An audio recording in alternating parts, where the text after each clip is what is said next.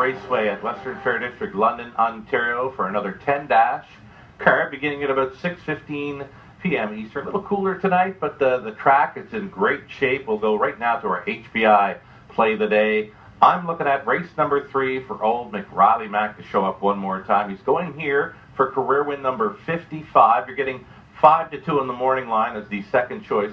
He should be well placed early in here. He showed me some gate speed 2 starts back, so I'm thinking he's going to be able to work out a great trip in here. The morning line fave, number 3, the best of me, appears to be lacking some final quarter speed there. Looking all through his program lines, his quickest final quarter for the morning line fave in there, 30-4. I know McRiley Mac can get home better than that if the trip is there. Put him on top in the third, the HPI play of the day from post 2, McRiley Mac for Western Fair District at HPI Bet.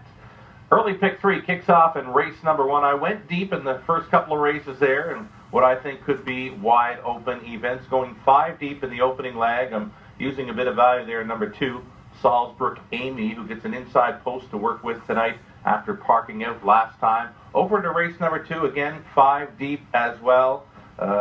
Nothing really standing out there. Maybe liking number 7 just around midnight, a little more than the rest in there, but has to overcome the outside post. And then in the third, I'm going to use old McRiley Mac as a key. Again, that one going for career win number 55. We're using him as the HPI play of the day, using him as a key to complete this early pick 3. Just $5 even on a 20 center if you want to play along with the Sugar Man. The early pick 4 does kick off in that third race, and I have used McRiley Mac, and I have used that 3, the best of me, just in case. 2 and 3 to open things up. Race number 4, the more I looked at this one, the more I said, you know what? You got to hit the all button here. You've got the number 7, Twin Bee Inspiring, shipping in from Woodbine for trainer Isaac Waxman, J.R. Platt on board there. He's a co-owner of that. There's lots of speed towards the inside, though. We've seen some 7 horses fire to the front end here in recent days. Twin Bee Inspiring will have to use that tactic, but will she get stung? If that happens, I think you got to hit the all button and hope for some value to show up there in leg 2 of tonight's early pick 4. Race 5, I'm keying in on number 6, Victory's Peanut, to keep it together. Made an early break last time and still managed second and was right there at the finish line, just missing by a head. Victory's Peanut, if he keeps it all together, I think he's the one to beat in there. Alfie Carroll on for Leon, keying in on Victory's Peanut, race number 5. 6th race, if we get to there, I think we can hit with 1, 2, 3, or 6. My 20 center, 1280. The late pick 4 kicks off in race number 7. Again, going deep in that opening leg. It's a preferred 3 trotting event. You've got Oh You Sexy Guy in there, as well as Guilty with an Excuse for AMAC. Just a few of them to think about in there. The 8th race, looking at 1, 4, and 6. Shifton Georgie, the 4. Tiber Champ, the 6. And Jasmo on the rail over a fast track could be dangerous as well. You're getting some good value on that, and Lauren House stays on. 9th race, I went 5 deep in there. A wide open $5,000 claiming event. The horse to beat, maybe number 2, Capital Trip, but if that one gets pressure anywhere during the mile, it could set up for something else.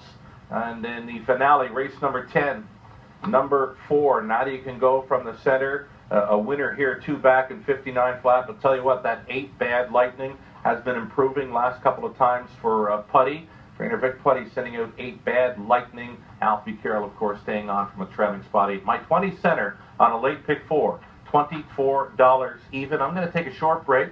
Right about now, we'll come back, discuss the wagering menu. We're going to talk about who's hot, discuss our go-to wagers, and we are going to play it up for Team to the Moon, all in support of breast cancer awareness in 2016. Stick around.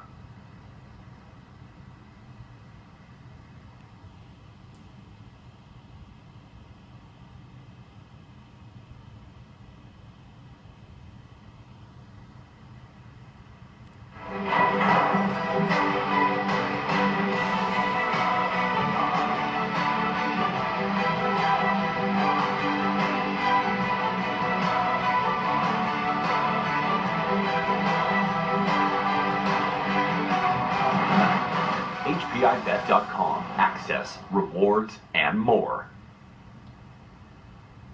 Welcome back to the pregame show, everyone. You're watching Race Day at the Raceway, Western Fair District, London, Ontario, half-mile harness action. We're on a fast track tonight. We've got 10 races getting underway at about 6:15. Let's take a look at our wagering menu now. We'll set it up like this. We got a couple of pick threes, a couple of high fives, and 2 pick fours offered. Low 15% takeout on all 3 of those wagers. We always guarantee our pick four pools at least $5,000. We'll offer the carryover on a super high five should the winning combo not sell, and we will hook you up with free programs, selections, live streaming video, replays dating back to 07. It's all on our website at westernfairdistrict.com.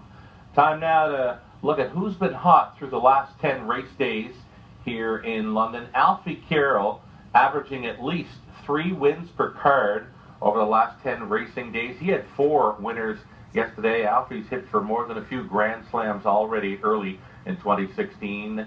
Nick Stewart right there in second with 11, Bob McClure with 9, and then you've got Mike Horner, Scott Coulter, Garrett Rooney to complete the rest there of who's been hot as far as drivers go the last 10 race days. On the trainer side of things, we've got Vic Putty with 8 winners in the last 10 race days. Bob McIntosh there with 5, Gord McDonald, Larry Johnson there with 4, and Ross Hardy went 3 for 3. Robert Ellis has been hot lately, sending out 3 winners from just 5 starters over the last 10 days. So that's a look at who's been hot. The go-to wagers in London, they have been the pick 4 and super high fives. Even that pick 3 is picking up steam there that kicks off in race number 1. But as far as go-to wagers are right now, the pick 4s tonight, races 3 and 7.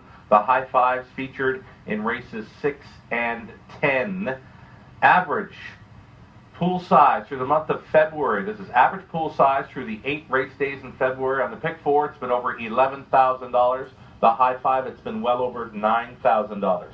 And as far as 20-cent payouts go, the average 20-cent payout on these wagers through February, $175 is the average 20-cent payout on a pick 4. Just shy of $1,000, the average 20-cent payout on the high five. That's what makes them the go-to wagers. They pay out well, and you're betting into large pools here in London. The 7-hole. Let's talk about the 7-hole. We mentioned Alfie Carroll, one of our hot drivers there. 4 winners yesterday. In the last 2 race days, Alfie's left the 7-hole 3 times, and he sent a pair of those to the lead. Tina's War, Boom Boom Ballykeel from the 7-hole here on Monday, both right to the front, and you could not catch these horses. That 7-hole, it's not hard to overcome that if you've got some early speed, and that 7-hole does create some value. Tina's War went away at 6-1. Boom Boom Ballykeel, the morning line favorite in the preferred class Monday, went away at 3-1. Even yesterday, Alfie Carroll hopping up on a 7-horse. Now, Buttons in the opener yesterday, it didn't leave in there, but did come from off the pace, and you did get some value because of that 7-hole. 5-1 for Buttons in yesterday's opener. Of course, had the driver change to Alfie Carroll. So don't be afraid to play the 7-hole if the horse is showing some good gate speed there in London.